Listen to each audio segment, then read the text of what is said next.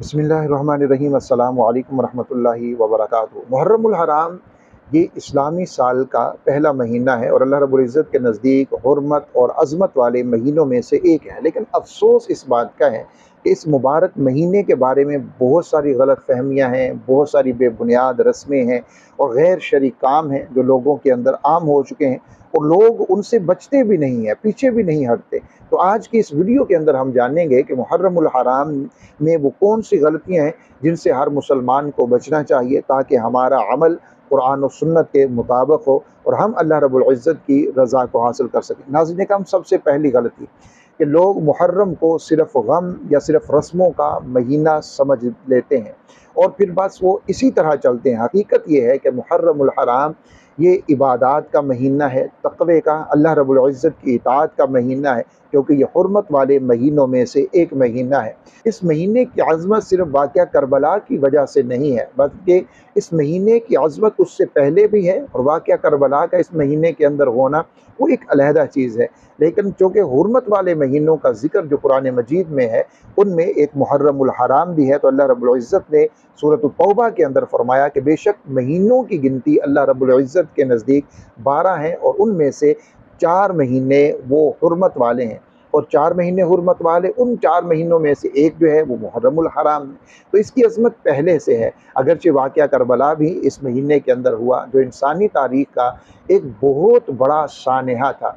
इससे बड़ा ज़ुल्म व सितम शायद ही इस्लामी तारीख़ में कोई देखा हो जो वाक़या करबला में था।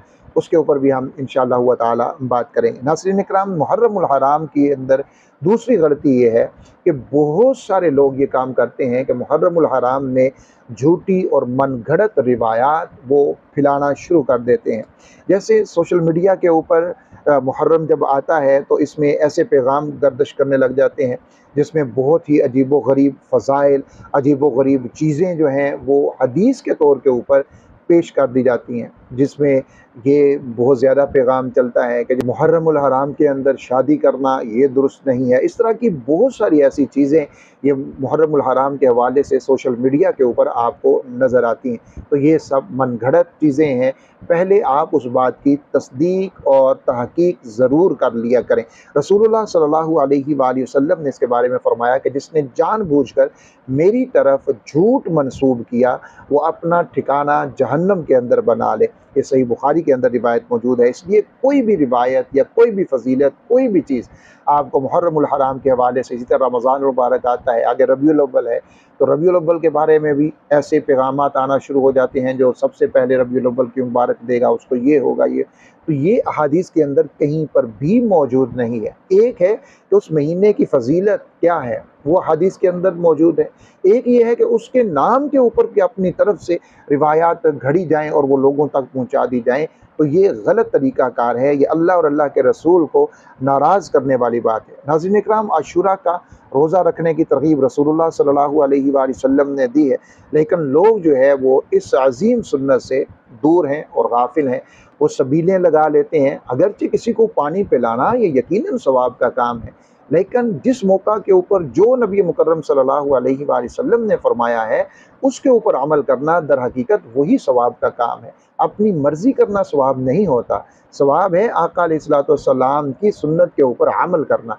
तो कोशिश ये करें कि आप दूसरों को खिलाना चाहते हैं, पिलाना चाहते हैं, तो फिर आप 9 और 10 के अफ्तार के अंदर लोगों को खिलाएं ताकि दोनों काम हो जाएं। एक तो आप मुहर्रम में अगर खिलाना चाहते हैं तो वो खिलाया भी जाएगा और दूसरा रोज़ा अफ्तार करवाएंगे तो उसका अज्र व सवाब कितना ज़्यादा आपको मिल जाएगा। और चौथी गलती ये है कि लोग नमाज़ों के अंदर गफलत बरतते हैं। जिस तरह सबीलें लगा ली लेकिन नमाज ना पढ़ी, कोई और काम मुहर्रम के हवाले से कर लिया लेकिन नमाज ना पढ़ी।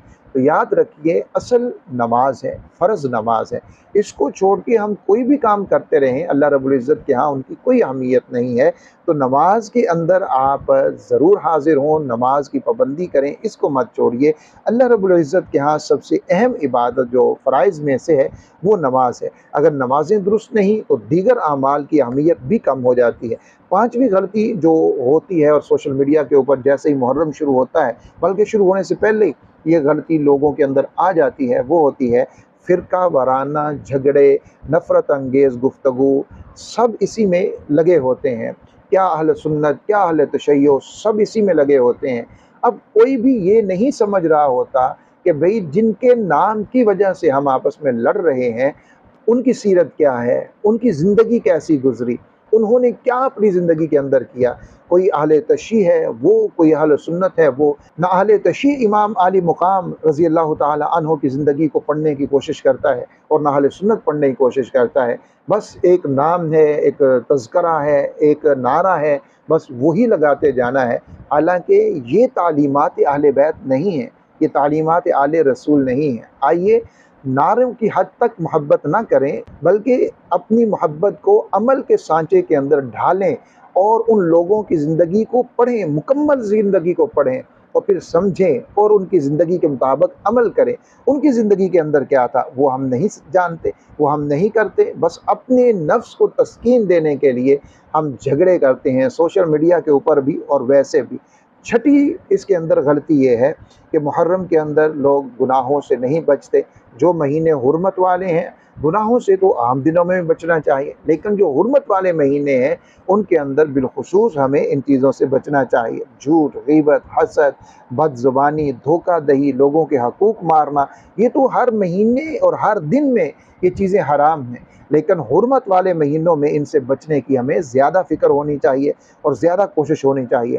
ساتویں غلطی اور بہت بڑی غلطی وہ یہ ہے کہ لوگ محرم الحرام کو نحوست والا مہینہ سمجھتے ہیں، منحوس مہینہ، مصیبت والا مہینہ سمجھتے ہیں، اور پھر اسی سمجھ کی وجہ سے اس میں شادی نہیں ہوتی، کاروبار سے بچنے کی کوشش کرتے ہیں، بہت سارے جائز کام ہیں ان سے گریز کرتے ہیں اور اس کو نحوست والا سمجھتے ہیں۔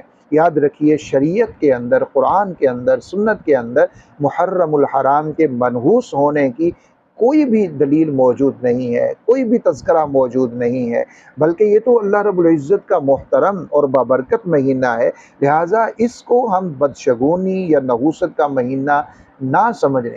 جو سمجھتے ہیں وہ غلط کرتے ہیں۔ اگر تو امام علی مقام اور شہداء کربلا کی شہادت کی وجہ سے اس مہینے کو منحوس سمجھا جائے تو پھر آپ دیکھیے کہ اسلام کی تاریخ کے کون سا کوئی ایسا دن ہے کہ جس میں لوگ شہید نہیں ہوئے۔ حضرت امام حسین اور شہداء کربلا وہ محرم میں شہید ہوئے، اور حضرت سیدنا مولا علی رضی اللہ تعالیٰ عنہ رمضان میں شہید ہوئے، تو کیا اب ان کی شہادت کی وجہ سے ہم رمضان کو منحوس مہینہ جانیں گے کہ حضرت علی مولا کائنات ان کی شہادت رمضان المبارک کے اندر ہوئی، ربیع الاول میں رسول مکرم صلی اللہ علیہ وآلہ وسلم اس دنیا سے رخصت ہوئے، تو کیا ہم اب ربیع الاول کو منحوس سمجھیں گے کہ اس مہینے کے اندر رسول اللہ صلی اللہ علیہ وآلہ وسلم کی اس دنیا سے رخصتی ہوئی، آپ وفات پا گئے اور آپ نے دنیا سے پردہ فرما لیا؟ ایسا نہیں ہے، نہ کسی کی شہادت کی وجہ سے، نہ کسی کی وفات کی وجہ سے کوئی مہینہ یا کوئی دن منحوس ہوتا ہے۔ اللہ کے ہاں شریعت کے اندر ایسی کوئی بھی چیز نہیں ہے، اس لیے اس کو منحوس سمجھنا یہ بالکل غلط ہے، نحوست والا، مصیبت والا سمجھنا غلط ہے۔ ہمارے شریعت کے اندر ایسی کوئی بھی چیز نہیں ہے۔ آٹھویں غلطی یہ ہے کہ امام حسین رضی اللہ تعالیٰ عنہ کی قربانی کے اصل پیغام کو لوگوں نے فراموش کر دیا ہے۔ سیدنا امام حسین رضی اللہ تعالیٰ عنہ نے دین اسلام کی سربلندی کے لیے، حق کی حمایت کے لیے آپ نے ایک عظیم مثال قائم کی ہے، اور ان کی زندگی میں ہمیں صبر، تقوی، شجاعت، دین پر ثابت قدمی، اپنے وعدے کی پاسداری، یہ سب کچھ ان کی زندگی کے اندر ہمیں نظر آتا ہے۔ اگر ہم صرف واقعات سنیں لیکن اپنی زندگی میں ان اسباق کو، ان واقعات کو، ان چیزوں کو اگر ہم شامل نہ کریں تو پھر مقصد حاصل نہیں ہوتا۔ ناظرین اکرام، محرم الحرام یہ پیغام دیتا ہے کہ ہم اللہ رب العزت سے اپنا تعلق مضبوط کریں، ہم نمازوں کی پابندی کریں، قرآن مجید کی تلاوت کریں، روزے رکھیں، استغفار کریں، ہم نیکیوں میں بڑھ چڑھ کر حصہ لیں۔ آج ہی ہم اس چیز کی نیت کریں کہ ہم محرم الحرام میں کسی بھی طرح کی غلطی نہیں کریں گے، نہ کوئی سوشل میڈیا کے اوپر غیر ضروری فرقہ وارانہ کسی بھی بحث کا حصہ بنیں گے، اور نہ ہی ہم محرم الحرام کو مصیبت والا، نحوست والا مہینہ جانیں گے، بلکہ اس مہینے کو عظمت والا مہینہ جانیں گے، اور امام علی مقام امام حسین رضی اللہ تعالیٰ عنہ کی سیرت کا مطالعہ کریں گے، اور جو ان کی زندگی سے، ان کی سیرت سے ہمیں سبق ملتا ہے اس کے اوپر اپنی زندگی کو ڈھالیں گے۔ اپنا خیال رکھیں۔ اللہ حافظ۔